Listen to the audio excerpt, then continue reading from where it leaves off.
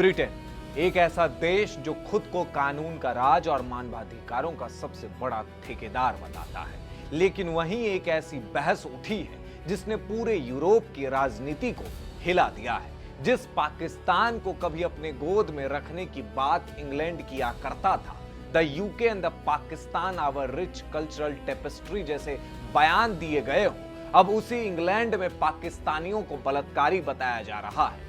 British सांसद Rupert लो ने कहा कि उन्हें एशियन ग्रूमिंग गैंग मत कहिए। सच्चाई यह है कि यह मुख्य रूप से पाकिस्तानी मुस्लिम रेप गैंग है। यही एक बयान अब ब्रिटेन में नई राजनीतिक और सामाजिक बहस का केंद्र बन गया है। दरअसल ब्रिटेन में वर्षों से सामने आए ग्रूमिंग गैंग मामले को लेकर लगातार जांच होती रही है। इन मामलों में कम उम्र की लड़कियों के यौन शोषण, तस्करी और संगठित अपराध के गंभीर आरोप सामने आए थे।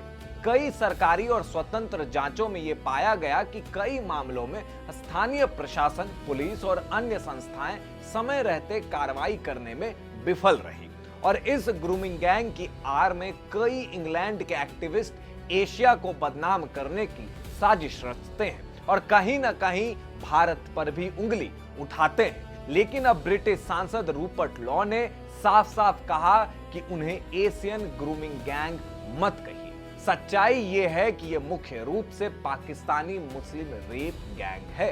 हाल ही में जारी एक स्वतंत्र रिपोर्ट का हवाला देते हुए रूपर्ट ने दावा किया कि इन संगठित अपराधों में दोषी पाए गए लोगों का बड़ा हिस्सा पाकिस्तानी मूल के मुस्लिम पुरुषों से था। वैसे इंग्लैंड का जो हृदय परिवर्तन हुआ है वो भी सवालों के घेरे में है, लेकिन सबसे बड़ा सवाल यह है कि दुनिया से भीख मांगकर देश चलाने वाले पाकिस्तान के हुक्मरान अब इस बात से अपना मुंह कैसे छिपाएंगे कि उनके लोग इंग्लैंड में जाकर यौन शोषण करते हैं। और यहां एक सवाल खड़ा होता है, भैया जब आप बाहें फैलाकर इन पाकिस्तानियों का स्वागत कर रहे थे तब आपको क्यों नहीं ये लगा कि ये लोग आपके ही देश को दीमक की तरह खोखला कर देंगे?